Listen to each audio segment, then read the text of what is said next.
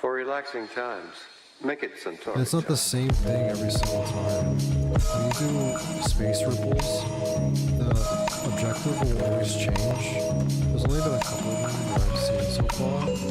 Like, there's one where a Gatling gun drops and you have to shoot a lot of enemies at once.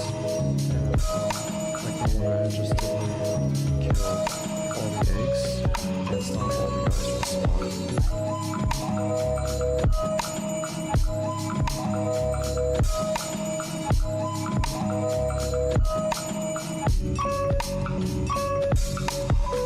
Is it destroyed?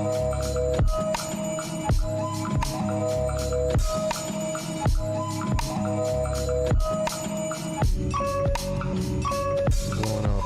I'm shooting this shit.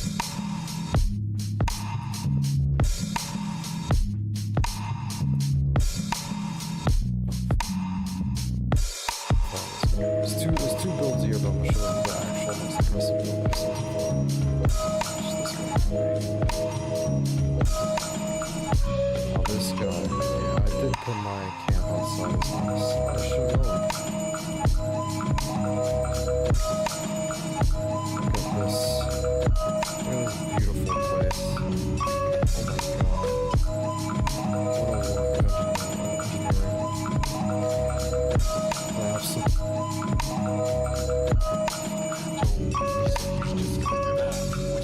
Sounds people wanted the actual legit soldiers play soldiers. It's gonna be bad.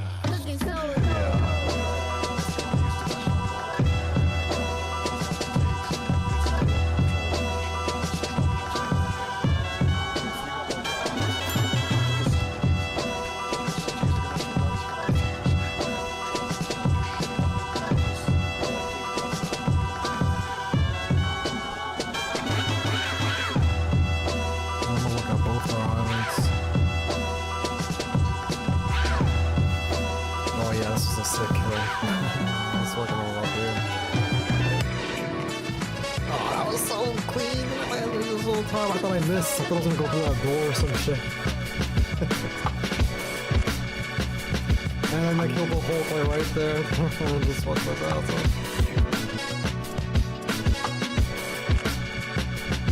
Daimacho. Daimacho. Oh. Daimacho. Daimacho every day.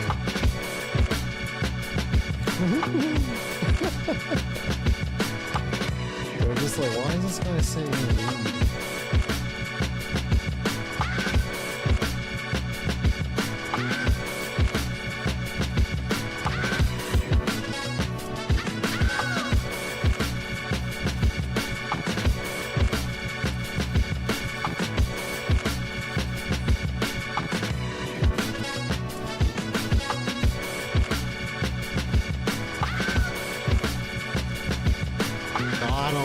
Oh, it's sick.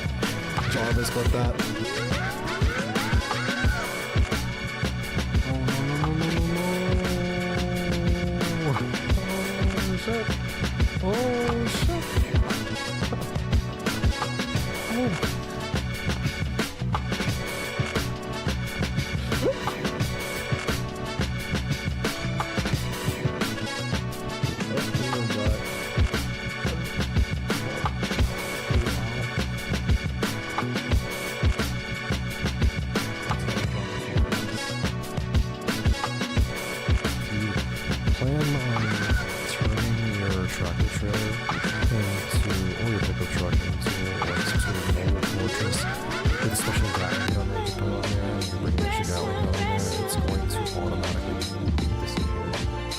Sucks. I hope that something changes soon. Especially since it's pretty important. Kind of loses functionality when it comes to mobile territories not have that as an option. Did win. Look at the ranking. They won. No way. What? Yeah, Bear Gang took their place. Nobody always showed up. Maybe they are. And we're still second. Monsters Inc. didn't beat us, yeah. Damn.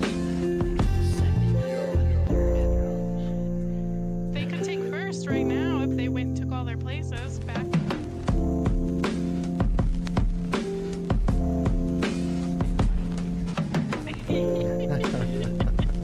course, it was Linda said yes.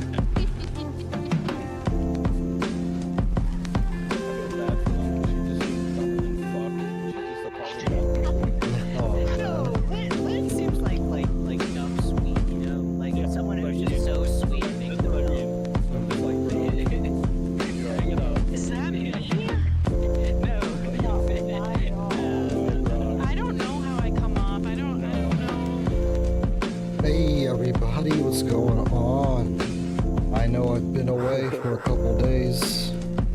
Let me lower the volume real quick. Actually, nope, forgot. I know I've been away for a couple days.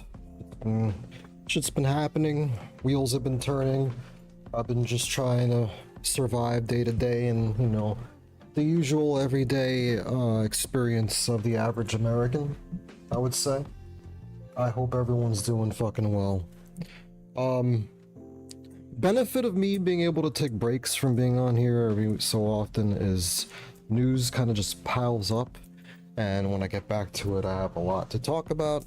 However, I feel like a lot of the stuff that's already happened this week has been on, you know, everyone already fucking knows about it, and majority of us probably checked out at this point. Only a month in, only 2 months in now, I think, actually, and it feels like the whole Trump administration has been lasting for a lot longer than that, I would say, at this point, especially when we see how stock market has been reacting to many of his decisions. Holy fucking shit. There's like, I feel like there was a bingo card out there, I probably should have made one myself, where you could see all the promises that Trump has made in his campaign, and we probably have bingo in like 4 different rows and columns at this point because of the amount of promises and shit that he's broken since making these promises initially. And these are some of the most painfully like obvious or like just the most upfront promises that he has given to all of us, you know, the most general, most basic ones, talking about how he's gonna reduce prices of everything, the stock market's gonna be doing amazing, and everyone's gonna make a fucking bunch of money, and everyone's gonna have jobs and all this kind of stuff. Well, I mean, you know, mad people have lost their jobs, and that's not even just like as a natural reaction to his economic policies. That's actually him directly hiring somebody to directly fire all these people himself for him, you know, which is fucking nuts. What the hell? My stream just did a weird thing. But with that, you know, now we have the fucking stocks, Wall Street, collapsing nearly. Not collapsing, it's not that dramatic. Oh, you know what? Fuck it, it is that bad. I think it is that bad. Look at this shit. Look at this shit. All right, this is refreshed from today. All right, this morning looked good, but it's just crashing. But look in the month time span, right? The 1 month time span in which Trump has been enacting his policies and everything, all the stuff that he's been doing. This is the Dow Jones. This is the S&P 500. And this is the fucking NASDAQ. It is clear. The numbers they don't lie. They don't fucking lie to us, right? If this was just something that was a brief blip, like within 5 days, or maybe just a day, within a week, I would say, hey, you know, it's just how the stock market is. We got ups and downs and shit like that. But there's a clear, very clear picture being painted here that Trump's tariffs ain't doing so hot. It's literally the moment in which he started talking about it, of actually doing it, they started to kind of slightly deviate. And in the moment that he actually enacted this, they fall down. And the harder that he digs his feet into this whole strategic trade war plan, whatever the fuck this is, right, the worse it gets. And, you know, when you see this motherfucker out here doing things like treating tariffs and taxes and and the economy as a little playground battlefield, right? Where he gets to saber rattle and actually swing at so many of our own allies. Again, they're our own allies. It's, if you look at it in the terms of, he's just a fucking idiot, I guess this makes a lot of sense if you're just a fucking idiot, right? Because only stupidity and the lack of logic would lead to concluding that this is necessary, right? I feel dissatisfied now with that whole perspective, because to be honest with you, it's too coincidental to me, I'm sure it is to everyone else at this point, that everything that Trump has been doing, when you look at it at the lens of, he's just acting as Trump, it doesn't make sense, right? Everything's illogical. Everything's random.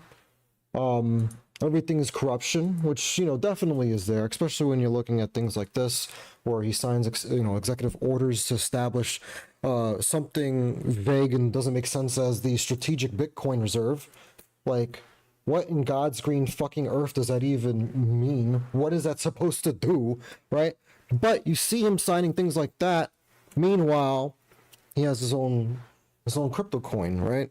He has a lot to benefit from this massive scam that he's running, and that he's tricking much of his base into falling for, right? These fucking coins, these meme coins, are scams. They're nothing less than scams, right?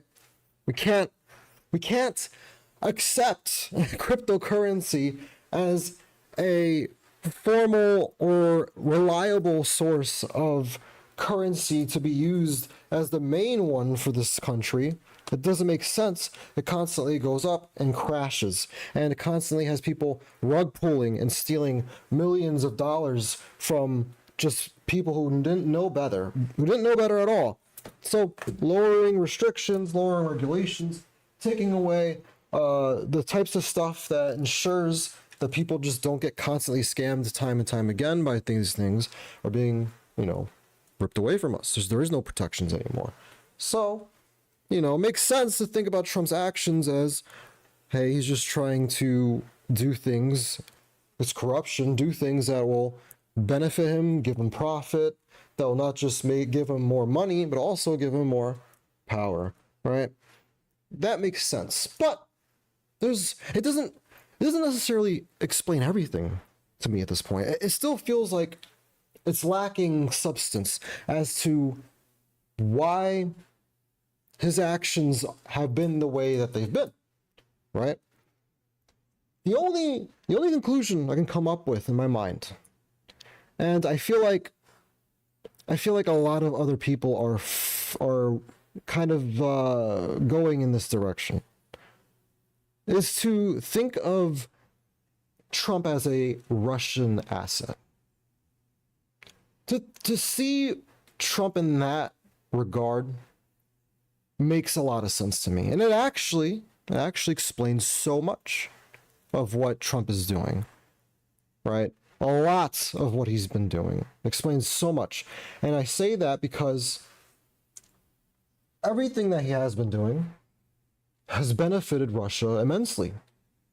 And the direction in which he's steering this country towards will 100% place the country, the United States of America, well within Putin's palm.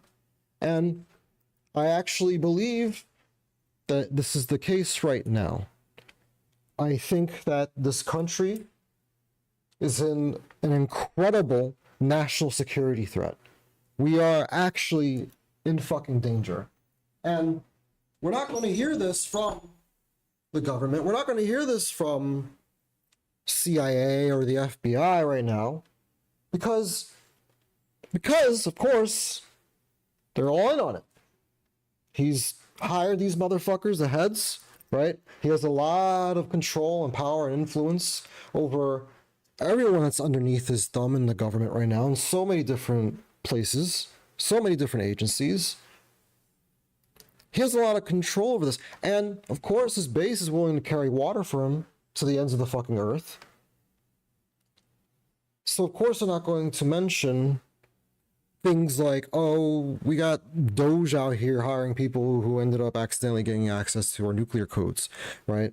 And apparently that same person has been known to leak sensitive data to foreign influences, as well as the guy who heads this agency. Doesn't seem to give a fuck about anything like that, but explains a lot of his motives, explains a lot of his actions as actions to seize control from the American people,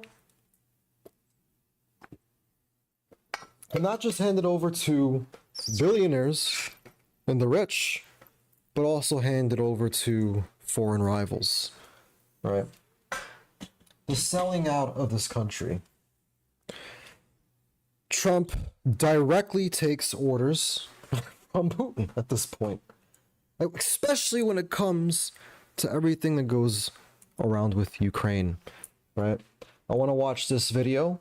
Senator Jeff McCurley from Oregon had some interesting questions asked 4 days ago. When he was, I forgot what the whole event was for, but he was asking very much important questions to the right people. Let's see how they respond. Is President Trump a Russian asset? Absolutely not, Senator. He's the President of the United States, duly elected by the American people. Well, the reason I ask The is Secretary many of people State. back He's home asking these have been questions to the current Secretary of State. asking me this question, and they say, if he was an asset, we would see exactly what he's doing now. For example, he proceeded to express from the Oval Office propaganda that has been Russian propaganda, that Ukraine started the war, that Zelensky is a dictator. Second of all, he gave away key things on the negotiating table before the negotiations even started, ensuring U.S. would absolutely oppose any possibility of NATO membership for Ukraine. Third, he's cut off the arms shipments to Ukraine, completely undermining their ability against a massive neighbor next door.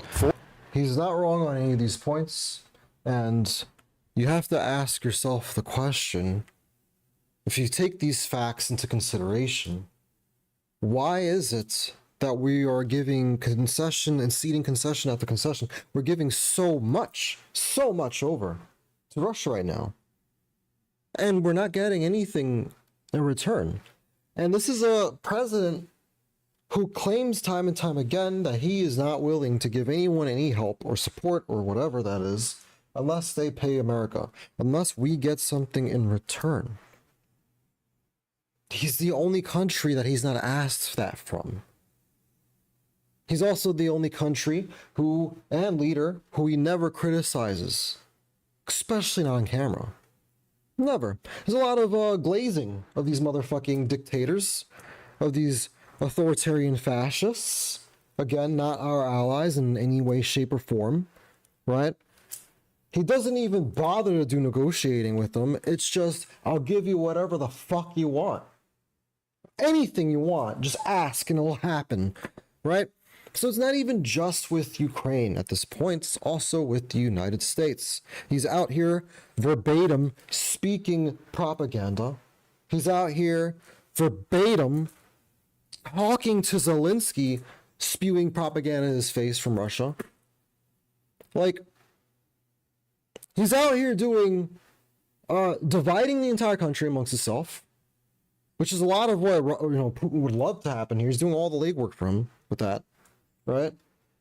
He's even got his opponents fighting against each other with more propaganda. A lot of pressure being put into places that they know would break society by sending out more and more information. Like, here's for a good example when it comes to Palestine and Israel. Putin and his whole the propaganda machine's well aware of the fact that there's division in the left-leaning parties about that topic. So they're going to constantly inject media into our media sphere here in the United States that further inflames those tensions, even if they have to make shit up. And we've caught them time and time again making videos to inflame tensions just the same, over and over. Like, we've seen before the whole, what was it, the van, Brett the Cohen guy was that asking had me- like 5 different IDs. Apparently, he was only in the country for like less than a month, and he somehow has all these IDs, and he's gonna go vote for Kamala at mad different times in a whole bunch of different places. Like, it's not even good. It's not even that convincing. It's only convincing to the most gullible and stupid people, or people who've already accepted this as fact, and this is just pleasing to them. It's like entertainment at that point. It's not even This it's question. not even something that has to be real. And they say if he was an asset to security, So which that's has his been video. essential to security over the last 80 years, a major goal of Putin's. And then he's done everything to discredit Zelensky on the international stage with the just shameful press conference in which he teamed up with the vice president to attack Zelensky. I can't imagine that if he was a Russian asset, he could do anything more favorable than these 5 points. I mean, he's already been doing a lot more favorable stuff. As I already mentioned before, he's destroying this country. He's got people in power. I forgot to mention, he's even got people in power who have been known to have influences, to have accepted money from the Kremlin, to have direct ties to the Kremlin and positions of power. For example, Tulsi Gabbard, who is literally in control of our intelligence services in this country now, right? This is not okay.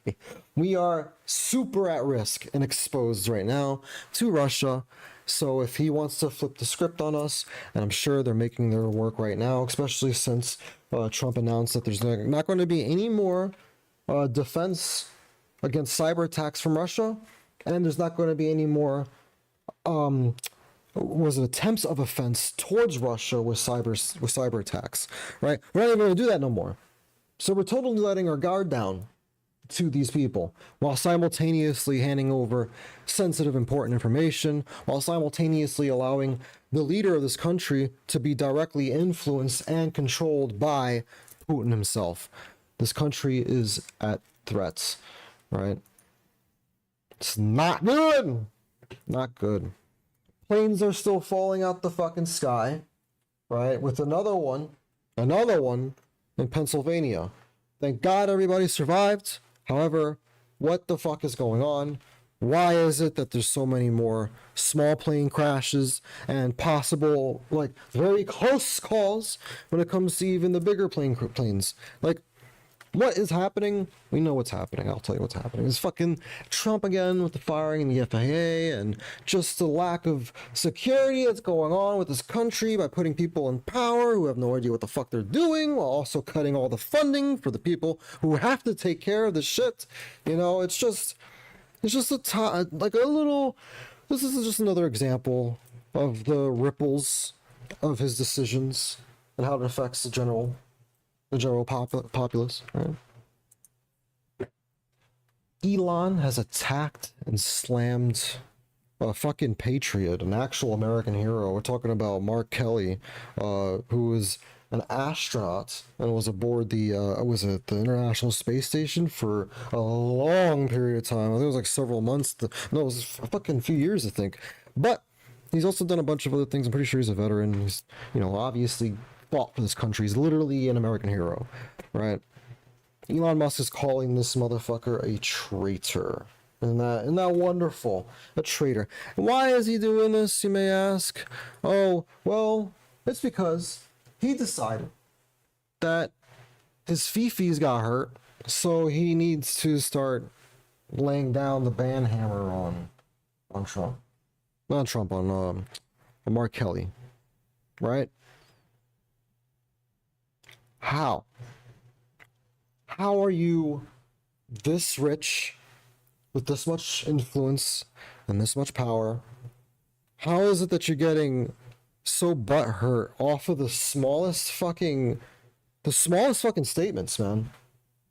From anybody. It could be anyone, from someone who's actually like a celebrity to your random Joe Schmo in fucking Nebraska. Like, How is it that this is the case? And again, we have to all come to the acceptance that this man has way too much power in this country. He's controlling a lot more than what he should be controlling. Give me 1 second, guys. I do have to go grab something real quick. Quick break.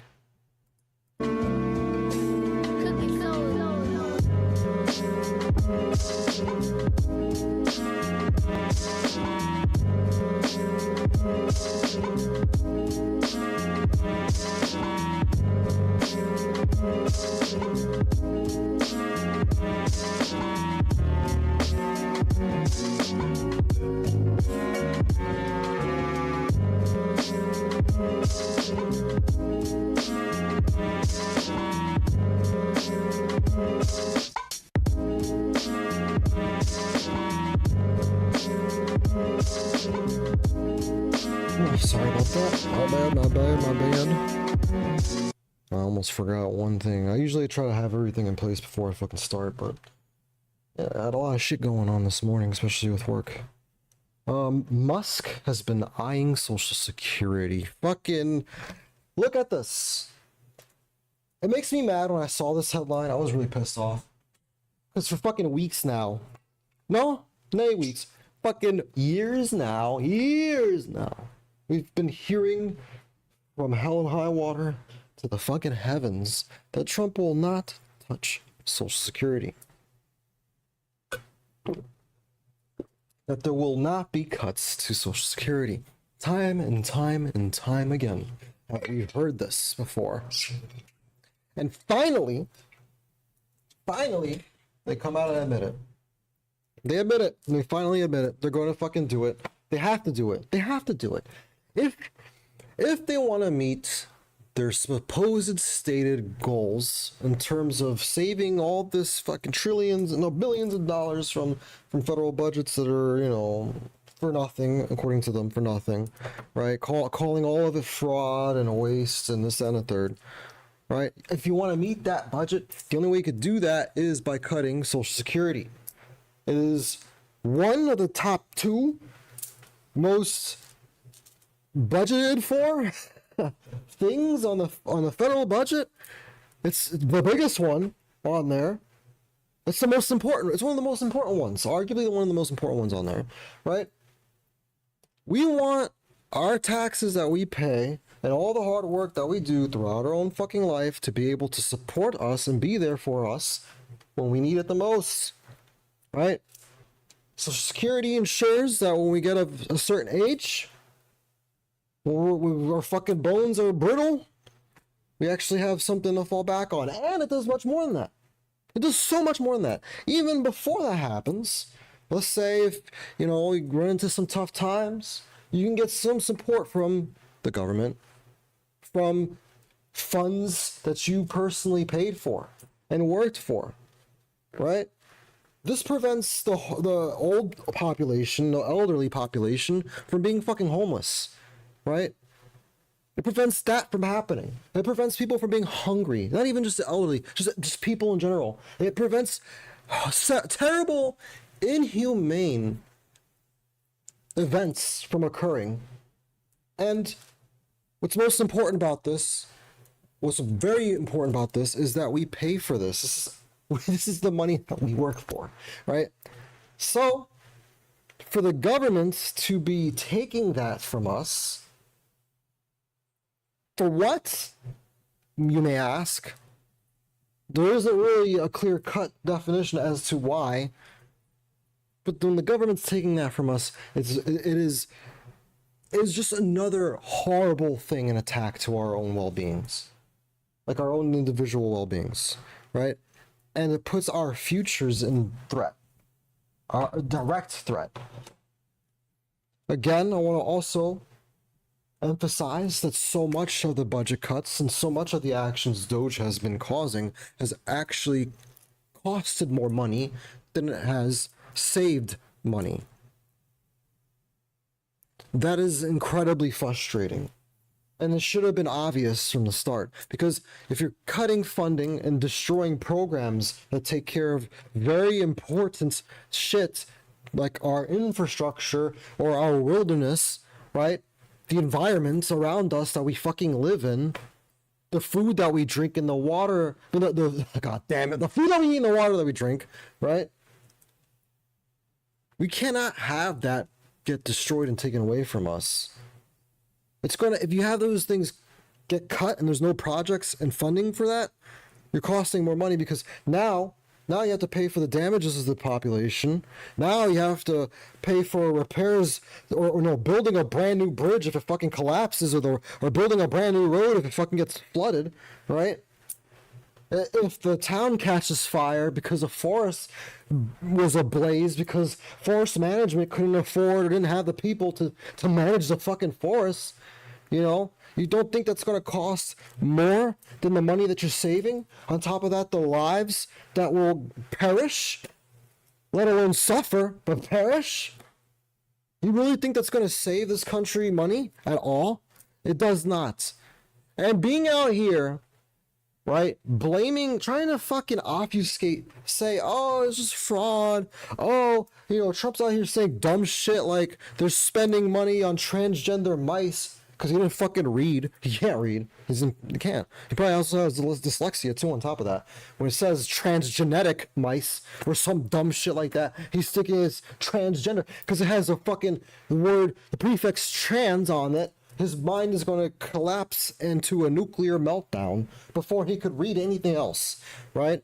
So he's either saying stupid shit like that, blaming nonsense as to being the reason why they're cutting funding. If you look at the numbers for even a second, it simply does not make any sense. It doesn't make sense. How the fuck is billions of dollars being used for some small ass program like sending a couple thousand condoms to fucking Africa? Like, what?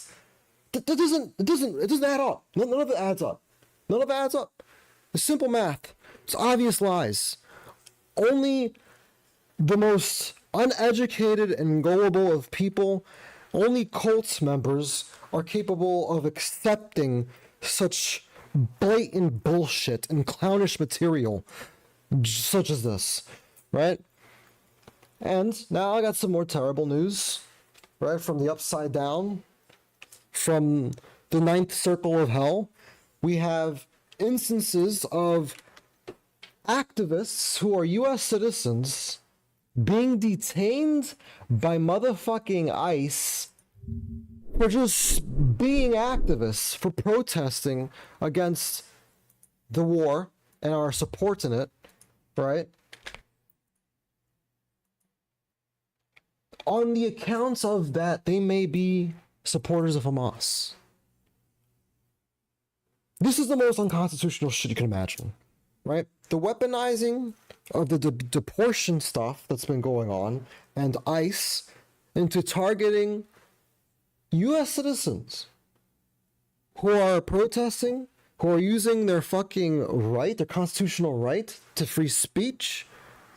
They're using the government to prosecute them or to attack them, to get them off the streets. I've never seen a more blatant offense to the Constitution or our rights. This is probably the most important one, I would argue. People have fought and died time and time again to preserve this right. And here he is, being fucking detained for this, right? Thank God that a judge had blocked his removal, because what's more fucking crazy, it wasn't just detention, I may add. They were trying to deport him. He had his... Well, I wrote this down because this is very, very much a complicated, not complicated, but a very I want to get the facts right. That's what I'm trying to get at. I'm just trying to get the facts right here. He had his visa revoked recently, right? Because he was also someone who came through the immigration process, and if you get your visa, you've been doing it the legal way, You've been doing it the legal way, right? So, because of Trump's actions, they revoked it. And his base supported this, despite it being contradictory to their claims that they only wanted the illegals out, right? They let him keep his green card, but that's also about to be taken away from him. It's in the process of being taken away from him since he's been detained, right? So a judge had to come out and block his deportation because that was the next step that they were trying to do, and kick him out of this fucking country. Despite him being here. So I guess he wasn't that one. I got that one mixed up with the fucking this story right here, where a citizen had actually been detained for being near Hispanics, right? So I had the two mixed up. But here I do have a U.S. citizen being detained by ICE for just following around and being near Hispanic people in Virginia, right? I'm not sure if he was in the process of being of having any protests or anything like that. Doesn't seem like that. But this guy here, right here, he was an immigrant who came in through the legal process. He had his shit revoked. He's getting his green card taken away from him right now. And again, he's being targeted for being a protester. So I'm hoping, thank God. I'm hoping, thank God, that the judge's decision holds up, and that they don't try to push further to kick this man out for just speaking out against what's going on.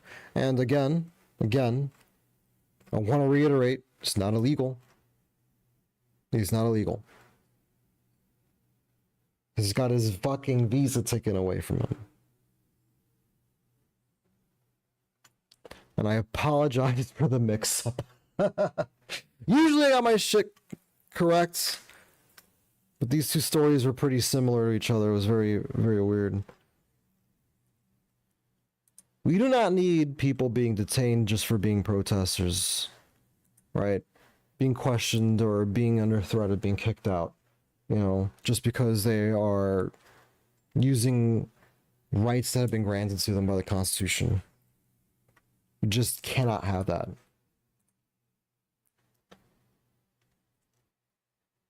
Here's another article about that same protest and his deportation.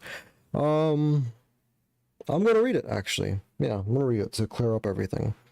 Mohammed Khalil, a recent graduate student at Columbia University and a green card holder, was arrested by Immigration and Customs Enforcement officers over the weekend in what is likely one of the first high-profile detentions of a student who participated in the protests against the Israel-Hamas war. The arrest follows through on one of President Trump's executive actions, which directed the government to use all its tools to punish those who have engaged in anti-Semitic harassment and violence. The executive action cites the federal law that authorizes deporting a foreign national who endorses and espouses terrorist activity. So, that's a law too. I'm pretty sure it's the same law we spoke about a few weeks ago, that is only evoked if we're at wartime. And this is them pushing the narrative and saying that we actually are at war because we have invading cartels, because they're designating cartels and gangs as foreign entities on the same level as countries. But they're saying that that is legitimate reason to start acting like this, that we can't have people and voices speaking out loud who aren't 100% a citizen yet, or even if it is a citizen, just not in general, that we can't be having this type of speech, right? Because apparently, the party that's so for free speech has been so oppressive towards it, and the same actions in the ways that in 1984, Big Brother was just having this, spouting out that they're for a certain thing while also simultaneously being against that same thing that they're saying that they're for. The move is an escalation in Trump's effort to increase deportations from the U.S. and strip protections from those who violate the new administration's priorities. In a social media post on Monday, Trump said the arrest was the first of many to come. He vowed that his administration will find, apprehend, and deport these terrorist sympathizers from our country, never to return again. So, it's only a matter of time, in my opinion, before we see him doing this and probably even deporting actual citizens who speak up against the whole Israel-Hamas war, who may be themselves Palestinian, right? But U.S. citizens will know that they're definitely going to be targeted by ICE for sure. That's 100%. They're going to definitely be fucking detained because of this guy before I showed you was detained for just being near Hispanic people. You could bet your sweet ass that this is not going to look good next time around. Michael Thaddeus, a mathematics professor at Columbia University, said the move seeking to strip Khalil's green card and deport him violates the broader trust from foreign students who come to study in the United States. They come because of their trust and belief that they could speak out freely while they're here and not be imprisoned or harassed because of their political speech or activism or advocacy, Thaddeus said. This is something that, everyone learns in fucking high school about how this country is. You would expect this administration to know this, but I guess they don't. Of course they don't. We know this. Khalil was one of the pro-Palestinian students who negotiated on behalf of the campus protesters who pressed Columbia to divest from Israel over its war with Hamas in Gaza. I also want to reiterate that might mention here, ICE did this without a warrant. And the university, not just has a policy that they're not supposed to be doing this without a warrant, they're not going to allow them, so they told them they weren't allowed there, but they still fucking came in anyway. But it's also fucking illegal. It's not supposed to be the way they're operating. Can't just fucking do that. But they did. It just goes to show that they're not going to observe law. They're not going to observe law, whether it be state law or federal law. If it gets in their way of them doing their job or what they think is their job, they're going to completely bypass it 100%. All right. His wife is a U.S. citizen. Well, wait, no, this is this. I demand to see a warrant or have a warrant shown to me or Mr. Khalil before they removed him, and the agent hung up the phone on me. So this is a warrant thing. Greer said, Mr. Khalil was under the impression that as a lawful permanent resident that he had some modicum of protection that may not exist for people who do have student visas or who are undocumented. His wife, a U.S. citizen, later discovered he had been transferred to the detention facility in Louisiana. Jesus Christ, what a fucking nightmare. Khalil's lawyers asked a federal judge to declare ICE's actions in Khalil's case unlawful and that he be returned to New York where his wife is. They literally fucking moved him from one state to another. They literally picked him up from one state, moved him to another, and they're trying to get this motherfucker out. Just kind of was fucking nuts. Nuts. Actually crazy. Jesse Furman, the U.S. District's judge in the Southern District of New York, on Monday said the U.S. government could not deport Khalil from the United States until there is a ruling on the pension. So, Jesus fucking Christ. We have a lot of bad shit going on, man. And it is only a matter of time before someone we know personally will be affected by some of this shit. Or ourselves. And the money's definitely going up. That's for damn sure. And stocks are falling, so prices are going to rise. You can expect that. It's already fucking happening. Most of the stuff at the grocery store over here went up $1.50. So, Elon Musk and Marco Rubio. Jesus, bullshit, motherfucking. These guys apparently had a big kerfuffle in a meeting that wasn't recorded, of course, because these cowards are too afraid to speak up against Trump on camera. We can only do so behind closed doors at this point. But this meeting, apparently, the fight never happened according to Trump. So let's watch this little coverage of it. I didn't read the exact because what was the word called? The transcript of what had transpired and what was said. So let this lady do it for me. New York Times today on a confrontation of sorts inside the White House between Elon Musk and several members of Donald Trump's new cabinet, with Donald Trump sort of reduced to the role of spectator. The Times cites 5 people with knowledge of the confrontation, reports this about an argument between Elon Musk and Marco Rubio. Quote, "You fired nobody," Musk told Rubio, then scornfully added that perhaps the only person he had fired was a staff member from his Department of Government Efficiency. Rubio had been privately furious with Musk for weeks, ever since his Doge team effectively shuttered an entire agency that was supposedly under Rubio's control, the United States Agency for International Development. Musk Musk was not being truthful, Rubio said. What about the more than 1,500 State Department officials who took early retirement and buyouts? Didn't they count as layoffs, he asked sarcastically, whether Musk wanted him to rehire all those people just so he can make a show of firing them again. Then he laid out his detailed plans for reorganizing the State Department. Musk was unimpressed. He told Rubio he was, quote, good on TV, with the clear subtext being he wasn't good for much else. Where was Donald Trump in all this? Sorry, the guys, Times don't reports judge that me he for sat having back some as if he freaking was watching a cheese tennis sticks. match. I'm hungry. Ultimately, he, quote, intervened to defend, String wait for it, Rubio. Said he was doing a great job. Rubio has a lot to deal with, the president said. He's very busy, he's always traveling and on TV, and he has an agency to run. So everyone just needs to work together, end quote. And then for the first time since his inauguration, Trump put some restraints on Elon Musk. From this reporting, quote, from now on, he said, the secretaries would be in charge. The Musk team will only advise. Joining our coverage, host of MSNBC's Politics Nation, president of the National Action Network, the Reverend Al Sharpton, joins us. Christy and Michael are still here. Rev, I have been watching. We had to wait for Marco Rubio, of all people, to say something for fucking any type of restriction to happen. However, again, you know, he rightfully, it's so weird that he actually had concerns about what he was doing. And for him to be the only one to kind of come out and say something, it's just so weird, because now as I'm about to say, he's out here, you know, going to Saudi Arabia, doing a lot of the I guess legwork for conversations between the United States, Zelensky, and Russia. Let's see how Trump responds, or what he thinks about the whole argument that they had. Yes. Mr. President, since you last spoke about it, It's weird to have to do this for every video. yesterday, some details have come out about your cabinet meeting with Elon Musk and some clashes potentially between Secretary Rubio and Secretary Duff. No clash. I was there. You're just a troublemaker. And you're not supposed to be asking that question because we're talking about the World Cup. Elon gets along great with Marco, and they're both doing a fantastic job. There is You're just a troublemaker. I'm not supposed to ask that question. What happened to free fucking speech, bitch? no clash. Mr. President, bottom line. Who are you with? Who are you with? No wonder. That's enough. Who NBC. has more authority, Elon Musk or the cabinet secretaries? Any other questions? Sir, just on the cabinet meeting.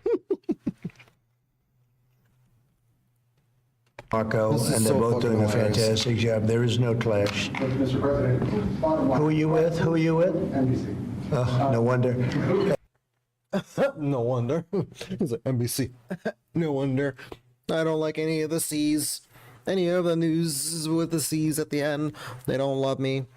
They don't love me.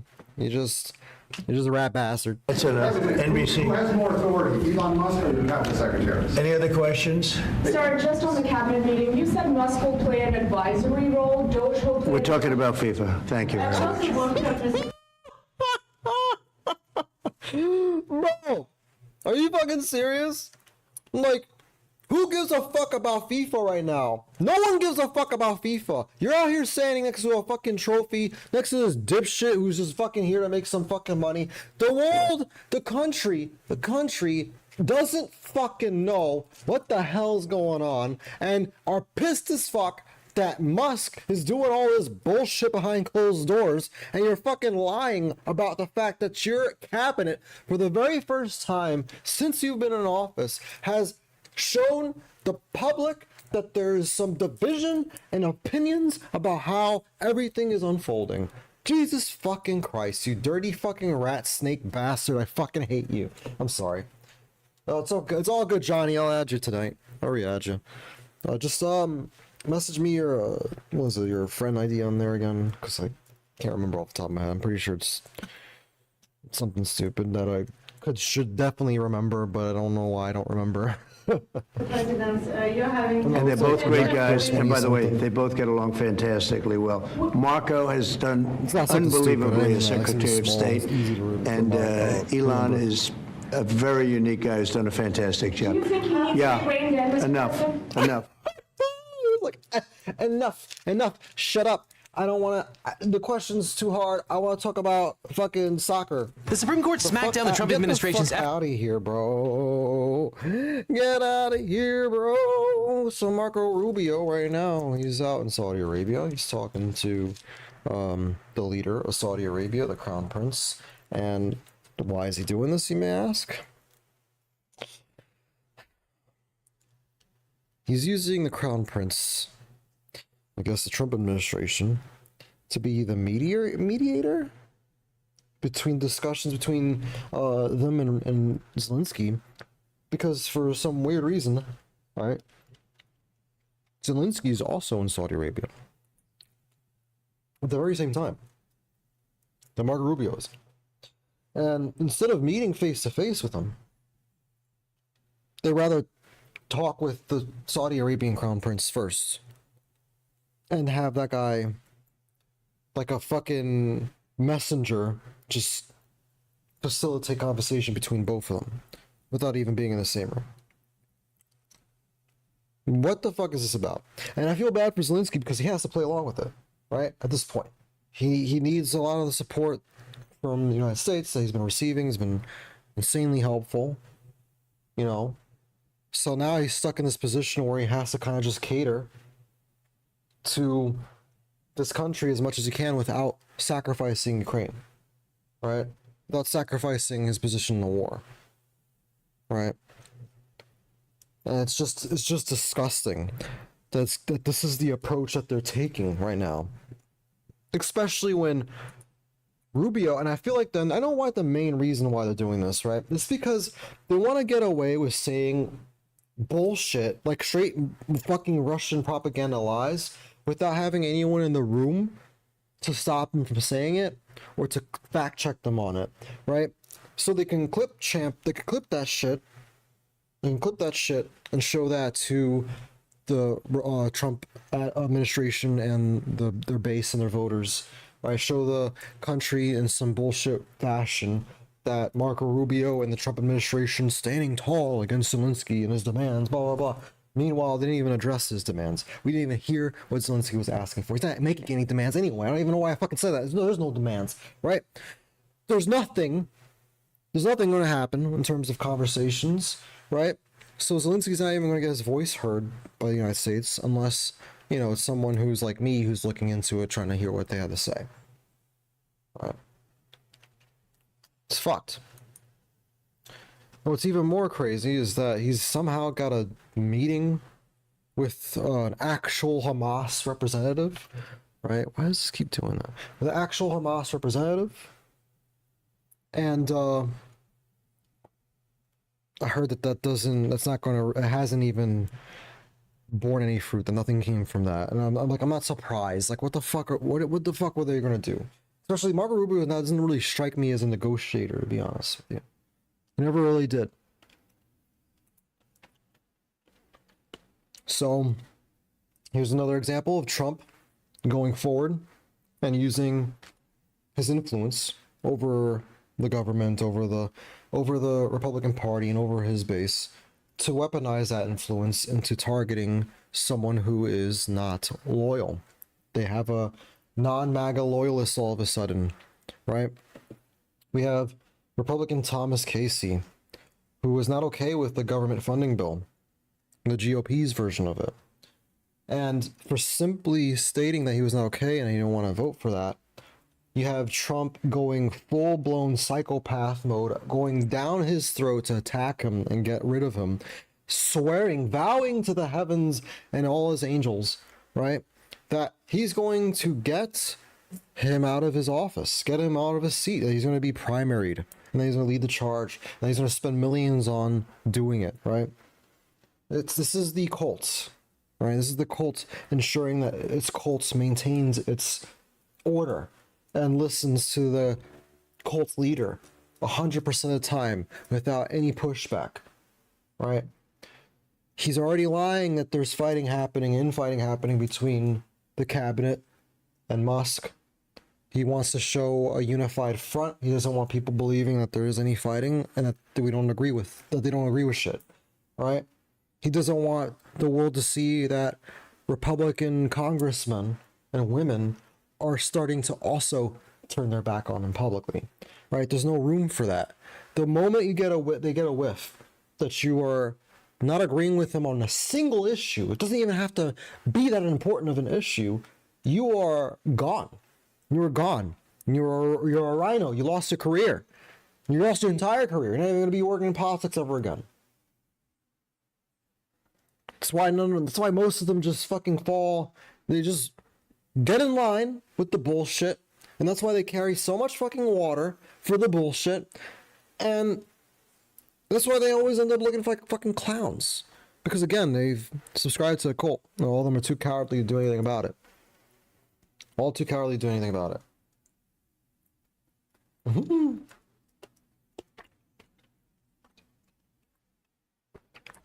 So, Supreme Court, what are they doing? What are they doing about his massive cuts, right? His firing, his reshaping of the federal government? Barely anything. Just a bare minimum. Just enough to make sure that the country doesn't fall off the fucking hinges, right? Blocking some, not all, but some of the cuts, some of the policy changes that he put into place. But again, when it comes to the most important stuff, if Trump pushes enough, the Supreme Court will listen.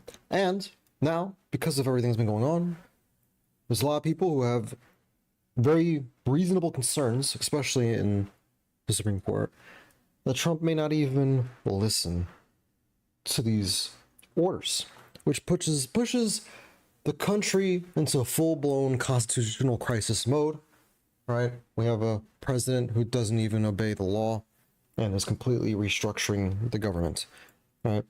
By the end of Trump's administration, this country will not look the same. It will be completely different.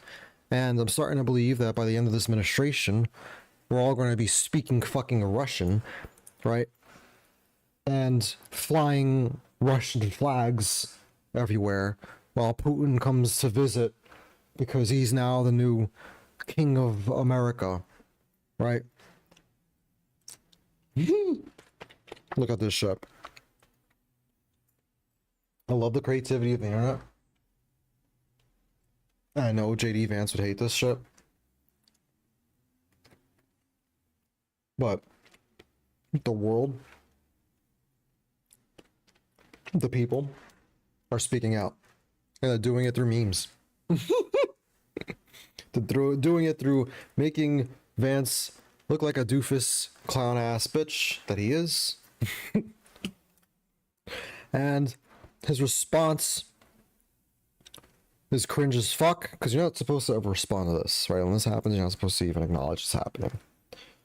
But he's telling everybody that we need to take a break from this, guys. Everyone, it's funny and all, but don't forget to go outside, right? Get some fresh air. Actually, can I find that?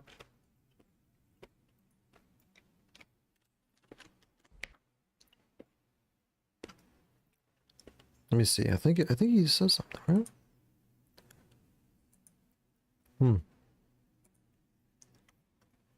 Oh, right here. It's right here. Cool. Over the past few weeks, this is an actual tweet that JD Vance says. Over the past few weeks, I've been made aware of a certain internet phenomenon involving my image and a cryptocurrency called Please. I didn't even know about that. While I have no involvement with this project, I can't help but appreciate the creativity and frankly the absurdity of the internet. Markets will do what markets do, but if you're going to use my likeness, at least ask nicely, please. You're not supposed to acknowledge that. Where was this? No, this is not the exact tweet I saw.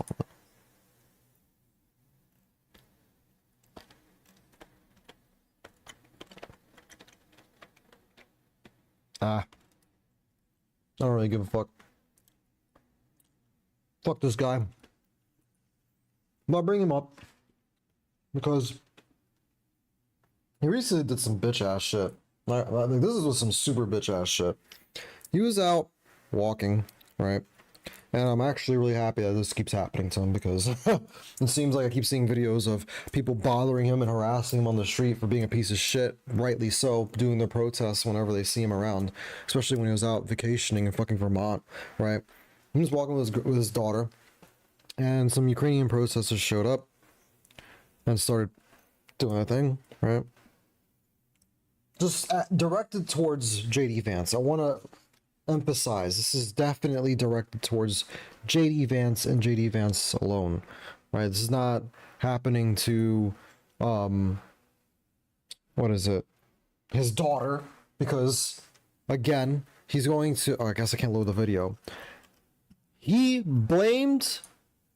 accused these protesters, these Ukrainian protesters, of harassing his daughter and trying to purposely scare his daughter. Right? This cuck was hiding behind his child, literally. He tweets this: "Today, while walking my 3-year-old daughter, a group of Slava Ukraini protesters followed us around and shouted as my daughter grew increasingly anxious and scared." Speaking for his daughter. I bet you she didn't even fucking know what the hell was happening. Right? Hiding behind her. We all know, bitch, that you were getting increasingly anxious and scared. Alright. I decided to speak with the protesters in hopes that I could trade a few minutes of conversation for them leaving my toddler alone. Again, they weren't bothering his toddler. They just weren't. Nearly all of them agreed. It was mostly a respectful conversation, but if you're chasing a 3-year-old as a part of a political protest, you're a shit person. Again, hiding behind his daughter, cause he's a fucking bitch. Like, come on, man. Come on. You can't just be the vice president of the United States and expect to not have people push back against you when you're out in public, especially when you're not paying attention to anything any of the consequences of your fucking actions. Right? I'm pulling up the video on YouTube. Protester.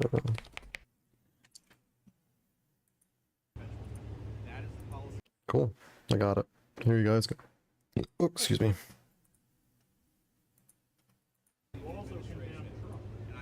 You guys yeah, now. What happened? You called Trump 5 minutes. America's Hitler. And what changed? Ma'am, now that's a different question. I'm happy. Is he literally is behind his daughter. He actually is hiding behind his daughter. Like, no shot. No joke. 14 years ago, because I talked about it a lot during the campaign, and then the American people voted and made me the president of the United States. in our leaders. That's what we want. Some integrity in our leaders. It's called not having any integrity. That's what I expect my kids. Must be nice to go through life to look up to. Like, how could you even do this without taking into consideration that the whole reason why these people are protesting against you and doing this in the first place is because JD Vance, you haven't even taken into consideration anyone's life outside your own. You don't give a fuck about children, anyone else's children for that matter, considering who you support and the things that you stand for, right?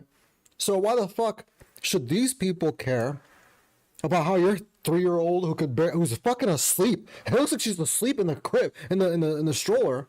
She's not even fucking aware of what the hell's happening, right? You're gonna use her as like, what, as a thing for sympathy, as a human fucking meat shield? Disgusting. Has no integrity. I have more respect for you, but ma'am, look at my 3-year-old daughter now. Talking about integrity. 5 minutes, and now Yeah, you need to explain to her. She's actually asleep. She doesn't even have her face exposed. She's literally asleep. She's not even fucking moving. 3-year-old to have people run around and yell at her. And I did talk to you, and I said, if I talk to you for a few minutes, will you leave my 3-year-old daughter alone? And Nobody was yelling at his daughter. Actual bitch shit, right? Disgusting. He was also recently at some what is this, a press conference? I don't know what the fuck this is, some rally or some shit, right? The National League of Cities in Washington, D.C. He was addressing them. Watch him get heckled. American citizens for the cost of homes, you are going to have a large and frankly completely preventable spike in the demand for housing.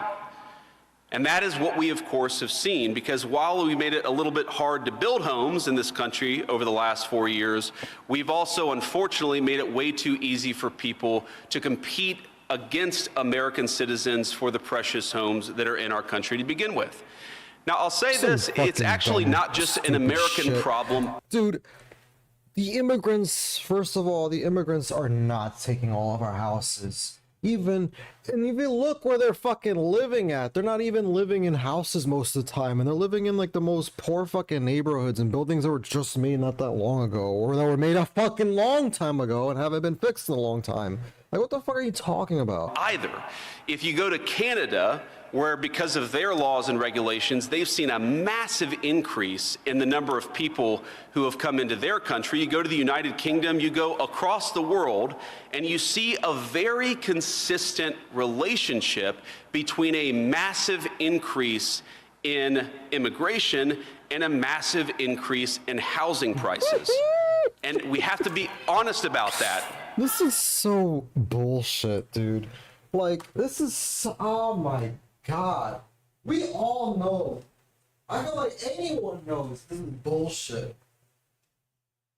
We've always had people coming into this country.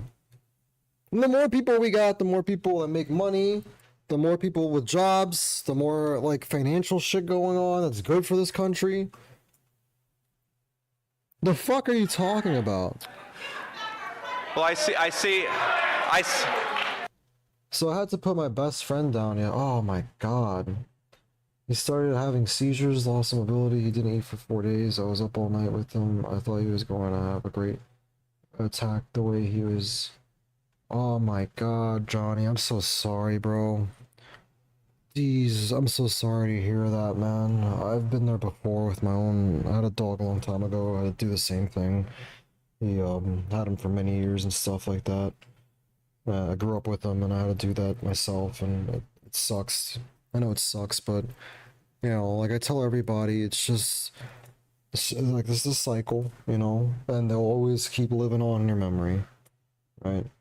You'll keep them alive, close to your heart, no matter what happens. The impact on your life will remain there forever, and you'll benefit from that for as long as you live, you know. So just, you know, don't forget that. Do your best to honor them, you know. And you'll heal, bro. You'll get better. Once you're ready too, it would help a lot, and this has helped me, it helped everybody, it's just happened to. So, you know, keeping an open mind or heart for having another pet. Get it down the line. You know? But it's okay if you're not ready for that, if you never want to do that, but still, you know, it'll pass. It'll pass. I love you, man. You got this, dude.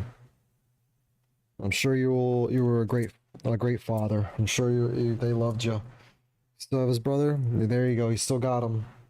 I still got him, and you know, I'm sure his brother ain't feeling too great either. So you guys got each other, you know. Just be there for each other, and you'll do good. I'll take a dab for it, man. Here, this is to your boy. The fuck is the lighter?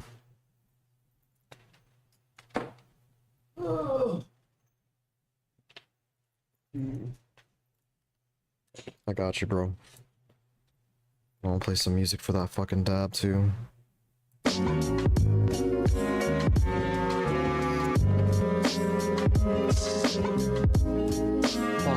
Need more lighter fluid.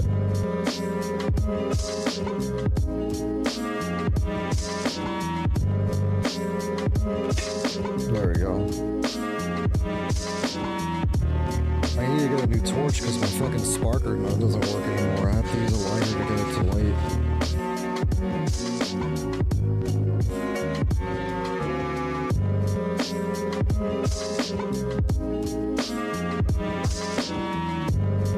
I'll dedicate this dab to your best friend.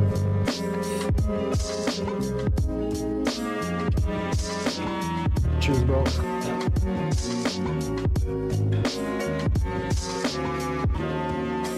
I'll take one more and dedicate this one to you.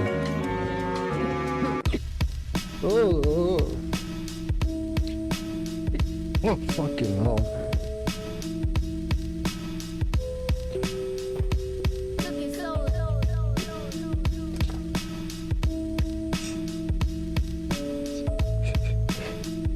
Cheers.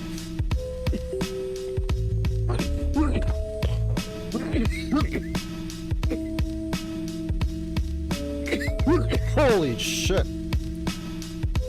Oh. Whew. That was a strong one. I got some live sauce not too long ago. It's a Nitro Dream. I got it for $20 because we've had it for a while. All right. Last but not least on this whole journey tonight and today or whatever in this political hour, we got JD Vance's cousin coming out to speak out against him and the administration, especially the decisions when it comes to Ukraine. Right. A little bit background. His cousin has fought and served in Ukraine and has helped the movement since 2023. Nate, I know you call yourself a Republican-leaning independent. I know you've been supportive at times of the Trump administration, but on this issue of Ukraine, where you have put so much of your life over these past few years, you think your cousin is misguided. How come? First of all, I want to say, how the fuck could you support Trump? Oh, actually, scratch that. Let's take a step back. Every independent, every person I ever heard who's called himself a centrist, every person I ever heard who says, oh, both sides kind of suck, or whatever, they're both just as bad at each other, but Trump is, they voted for Trump. If they follow that sentence with, but Trump is, they voted for Trump. They're all MAGA supporters, as much as they try to pretend like they're not, right?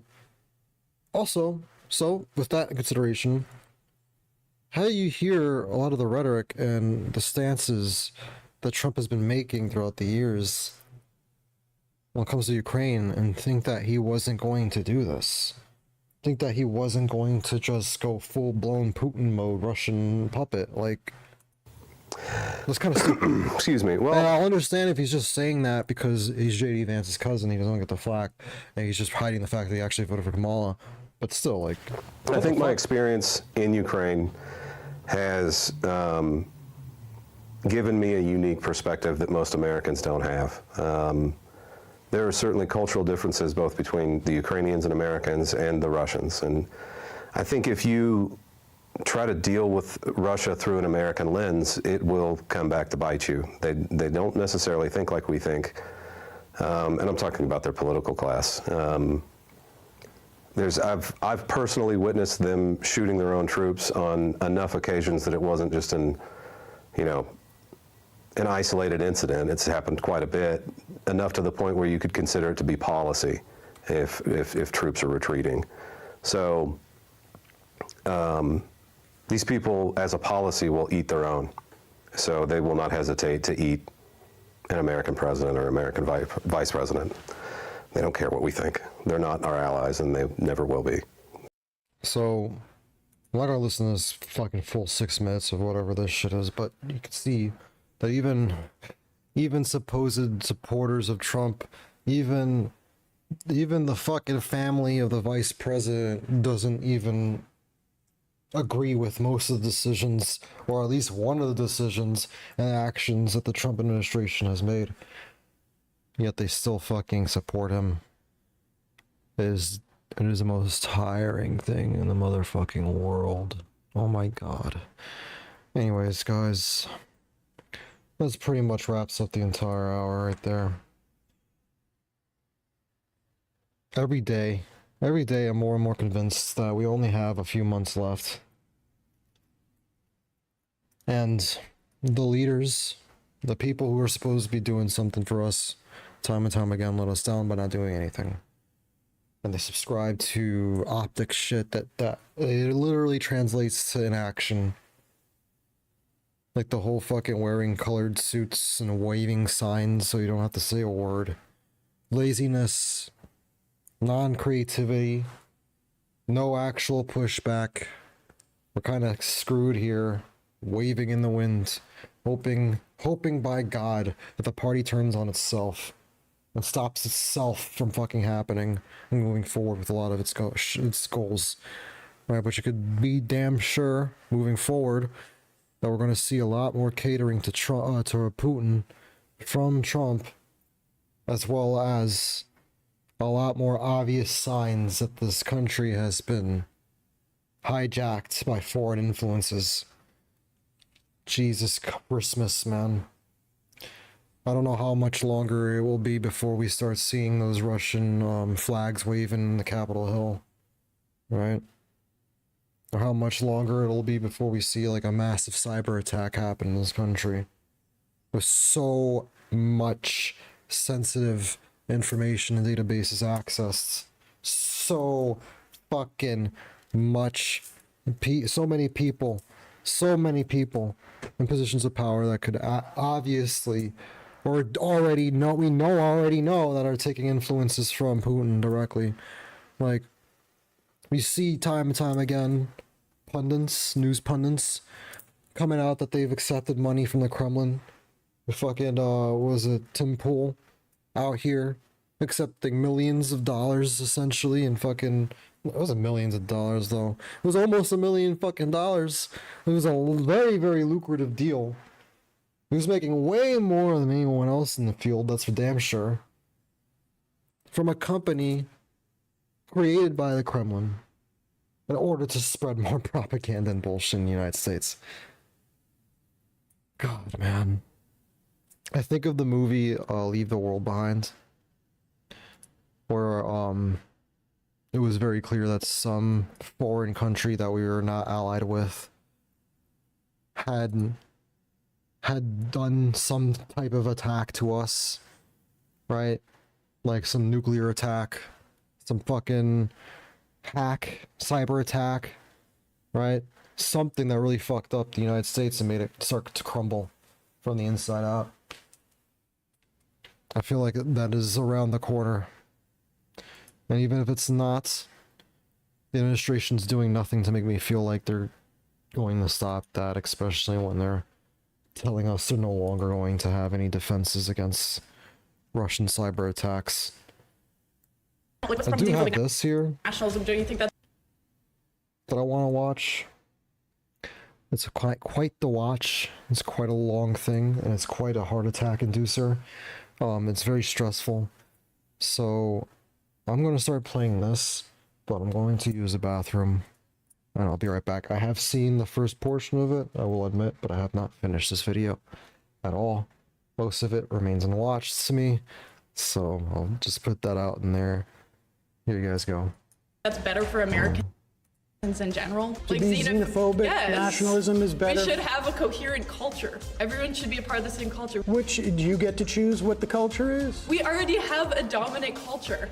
I mean, look, I gotta be honest with you, like, you and I have a fundamental disagreement. We will never see eye to eye on this. Hi, I'm Sam Cedar, host of The Majority Report, and today I am surrounded by 20 conservatives.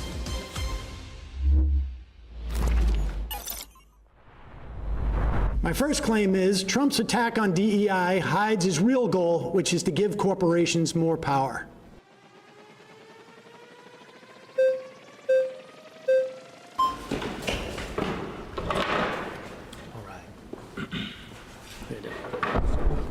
Sorry, Sam. No worries.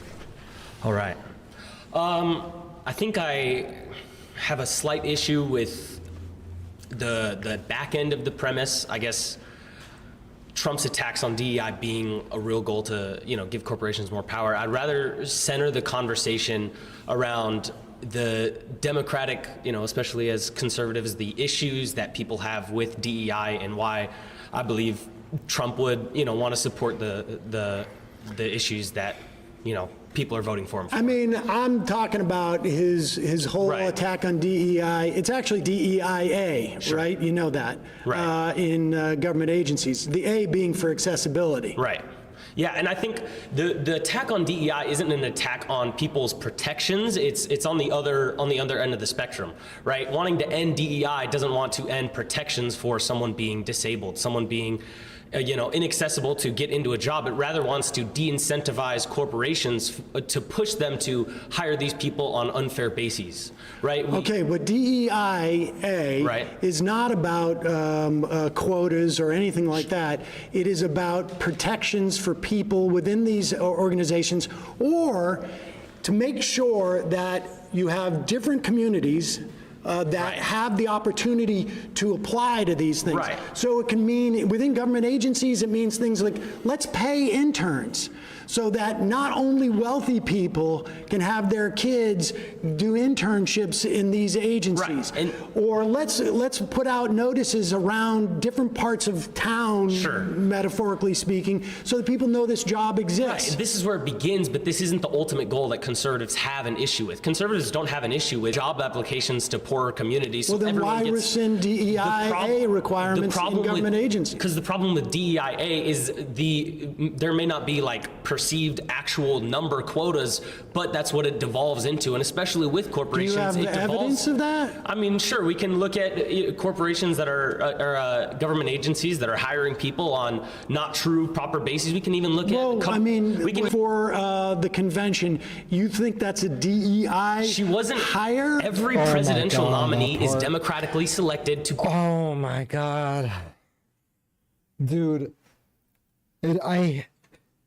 I'm so glad that he took the words out of my mouth. So Sam Cedar is someone I don't really watch that much, but I do tend to agree with him most of the times. I don't really watch his shit because it's just not like the style of it, of whatever that he does. It's like kind of reminds me of like a radio show host or something, because he's got like a whole crowd, like a whole group of people, like a couple guys in there with him that are also commentating and whatever.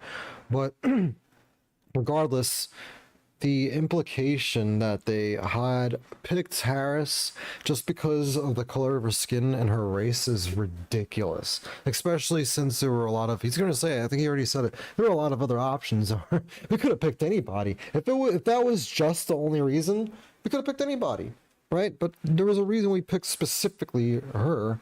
She's in the fucking cabinet, first of all, right? She's one of the people who are in the cabinet. She's already in an elected position of power, right? Very close to the president. As a matter of fact, she's next in line in succession if he were to fucking die. So it made sense to put her there, but to say and implicate that she was put there for DEI reasons, which that's not even what DEI is for. That makes no sense. She's not a DEI. Be the nominee for that party, Do you realize except there were for not Kamala even Harris. primaries prior to 1972 Well, in sure, the Democratic but Party? this isn't before 1972. Well, I understand, but wouldn't you think you were going to run primaries in those 2 months? I mean, Joe Biden should have dropped. What did they expect us to do in such a short time frame? What did they fucking expect us to do in such a short time frame? Like, we didn't have enough time to just put a vote together and get the United States people to figure it out for themselves. We just didn't have that time. It wasn't going to happen. So why the fuck would they expect something so impossible from the Democratic Party? Something that they themselves would never do. Again, they will never fucking do anything like that. Never. But even 3 years ago, as far as I'm before, concerned. well, sure, but even before, when Kamala was running in primary, she wasn't the next man up. None of this. She wasn't the next person. She was the vice president, right? Of course, but she was wasn't in primaries. But listen, aside from, I would have might have wanted a different candidate as well. But that has nothing to do with Trump rescinding orders that basically say you need to search for a wide range of candidates, not necessarily give any different benefits, but you need to make sure different communities have access to the awareness of this job. You need in your office accessibility for people who have physical handicaps. Sure. If you have folks who identify as as trans, you need to make it at least hospitable and not. This is all non-discriminatory stuff. That's what this is all about. But you're cherry picking the portions of DEI that even conservatives don't have issues.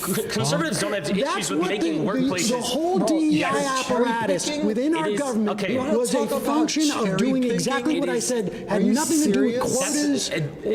We're talking about cherry picking when you're referencing one of the smallest fucking portions of the population half the fucking time.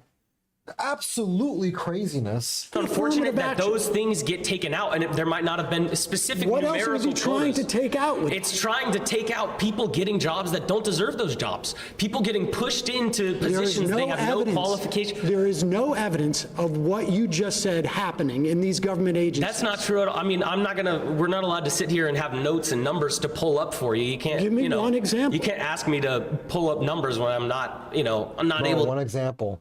I hate that. I hate when someone can't think of a single example, so they're gonna go around and pretend like we're asking them to fucking pull out equations and figure out complex mathematical formulas right there on the spot. Like, if something is happening in a way that's so big, it's like happening everywhere to so many fucking people, right? And it's all the time. It would be pretty easy for you to come up with at least one example. At least one example. Even if it's not 100% accurate, even if you don't even know all the fucking details of it, one example would suffice. But if you can't think of one, there might be a fucking problem here. To sit here and look on a computer for you, but these are the problems that conservatives. Sorry, you've been voted out. Please return to your Thanks, seat. Sam. Thanks, man.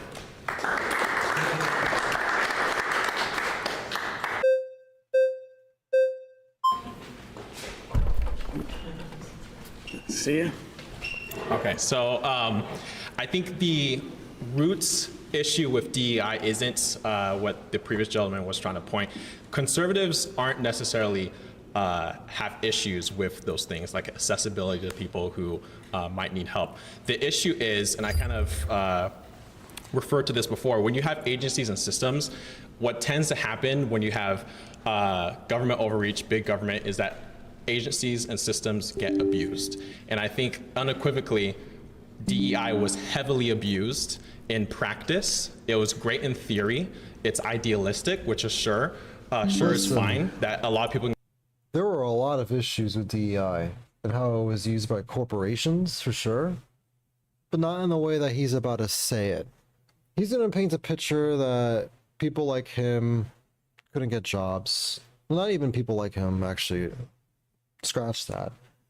People like her couldn't get jobs because people like him were preferred over her, even if she had more qualifications, right? You might be able to find some accounts of that actually happening. But what was really going on, right, is that corporations were getting away with really fucked actual racist shit. And they were saying that just because that they ran a DEI program in their corporation, that they're not getting held accountable for that. And on top of that, they get like tax cuts if they had something in there. And a lot of times you end up seeing something like corporate creating like a fucking tutorial video or training video and it's supposed to encourage like, non-racial discrimination in the workplace. It ends up having a lot of racial stereotypes baked in it, right? Get behind. Those are the real issues that happen with DEI. But these guys overstate the issue or the idea that like there's so many white people who are losing jobs because of DEI. It's not. It was abused in a lot of ways. When you have actors, like we're in California right now, when you have actors, white male actors who are being told, we do not want white men, we're not gonna cast any white men, we only want this particular kind of. This is what's some bullshit? They always find some type of niche to fucking dig their fingers into to make it seem like this is happening on Of course they go for actors, right? Why do you think he's saying actors? Because all the time a movie will come out and they'll be like some black minority who is a main character.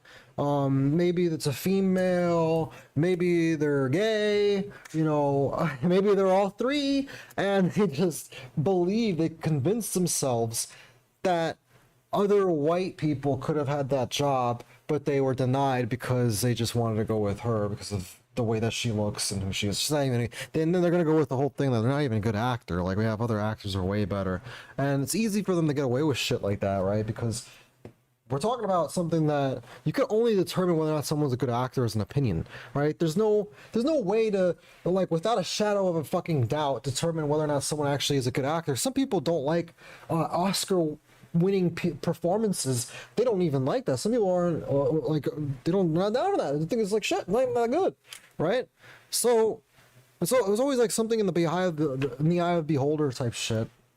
Of course, it's easy for him to attack, right? It's easy for MAGA to attack when they say shit like that. You see, was in movies like The Little Mermaid, they believe that this white woman could have done the role better, and that she should have been the one doing the role, right? Which is fucking nuts. Crazy shit. It's bullshit. It's disgusting bullshit. Gender, race, right? That is an abuse of a system. It's no longer fair, but more about just perpetuating one aspect of, visual compelling aspects. Because at the end of the day, what's going to happen is companies are going to say, well, we want to look the most diverse. Okay, and what that is it's moral grandstanding. It's saying because we have more black women, we sell better soda. Like that. I got you. That is not. Well, that's getting a little far afield from what Trump's DEI orders are. But I can tell you, as somebody who was a sitcom actor in the 90s, I would walk into a room and everybody I would see would look like me. And I was doing a second position, which doesn't even exist anymore, where you do 2 pilots a year. And I was looking around, and basically every part of television when I was a kid, I was centered in some fashion. It was either this is about my mother, or this is about my father, or someone like me was centered. So, we can argue as to whether or not Hollywood is overcorrected in some fashion. But on a governmental level, the DEIA 100% is a race traitor. Right? And on top of that, he's right. Simpson's is right. Like, how could we forget that not even that long ago, and it still is the case in so many places, that the majority of people in the room will be white. Like, the majority of people in control of whatever's going on is white. The majority of people that are, like, in high positions in corporations are white. Like, this idea that DEI puts such a chokehold on white people being able to attain jobs is fucking horseshit. It is absolutely horseshit. I mean, even if you think in terms of just numbers, again, the majority of the population, they still are. You would think that if something was so widespread and a fucking problem, that there would be a lot more riots happening right now, and a lot more shit, a lot more pushback occurring from, again, those same demographic, those same people, right? But we don't see that at all. I don't see that shit. Even at my own job, seeing, like, from the higher ups at least, a lot of them are white. They're white. Where's this video at? Directives that agencies were following for the past 4 years. There's nothing, I don't know what you mean by abuse on it, but there is no evidence that it was an affirmative action program in those instances. It was about anti-discrimination. You cannot discriminate against these people, and you want to open up opportunities for a broad swath of people. Again, the internship is like one of the most material things that exist there, where the idea that you need to pay interns. And that's important because you want low-income people to have the same sort of like opportunities to see these things as wealthy people. Like, why wouldn't you want these things? Like, why don't they convince themselves that this is bad for them? We all benefit from this. Like, they benefit too. They could make more money. They get more protections. They don't have to worry about being treated a certain way. But I guess they've lived a life where they've never had that happen. They never even worked in positions where that could possibly happen to them. So they think that that's not happening at all, even though the numbers, like, all the time directly contradict this. Kids can maybe afford to do an internship for the summer instead of going to get a job. So he I think wants to buy what's used happening cars, is so we're it's different. talking about two different things. Because Well, again, but I'm talking about Trump's DEIA rescission is a way of basically driving people out of these agencies, making it you're saying Trump specifically, and I understand why you're saying Trump, but I think the American people as a whole have kind of, and I won't say whole because obviously it's not 100%, but a majority of the American people have kind of rejected DEI because again, I don't think a majority of Americans know what DEIA is. That may be the case, but again, my point is we're talking about abuse of a system. What you're talking about is not necessarily what was happening. What people were seeing were, hey, because you're white, you can't do this, and liberals like to do this thing where they create systems and then they created the whole idea of woke and then they backed away, and then conservatives say woke and then they're like, well, we don't know what woke is. They created DEI. Biden literally said Kamala Harris is being chosen because she is. This woke honestly, this woke mind virus shit is making me lose my mind. I'm on the verge of becoming schizophrenic with this stuff. I'm tired of hearing this as some fucking boogeyman, right? Being floated around as if some epidemic that's occurring in this country.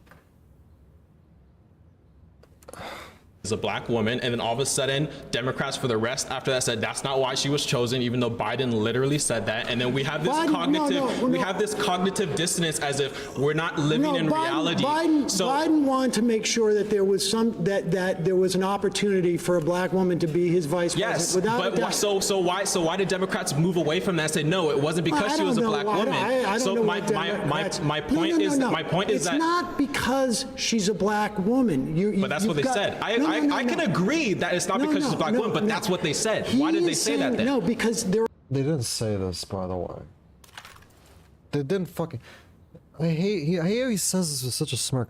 They never said this shit. Plenty of again, this is like just bullshit. Black women, bullshit. right? Like he could have picked anybody, but he picked specifically her.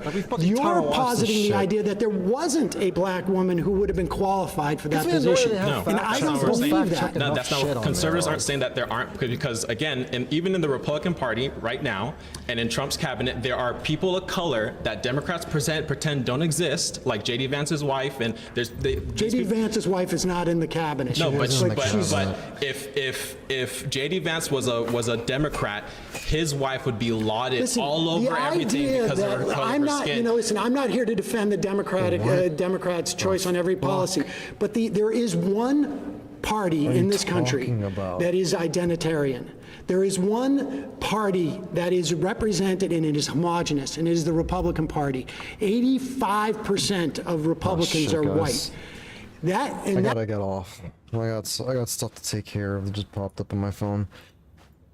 Thank you guys for being here. I appreciate it. Johnny, I'd give you a virtual hug if I could, or whatever. The heart goes out to you. You'll be good. You got this. Stay strong, man. Smoke some fucking weed and it'll pass. And take care of everybody. Stay safe. Drink some fucking water. Be easy. Peace. Wait, where is it? Where is it? Peace. Be easy, man. Of course, dude. Anytime. My ears are open, bro. Send me a message.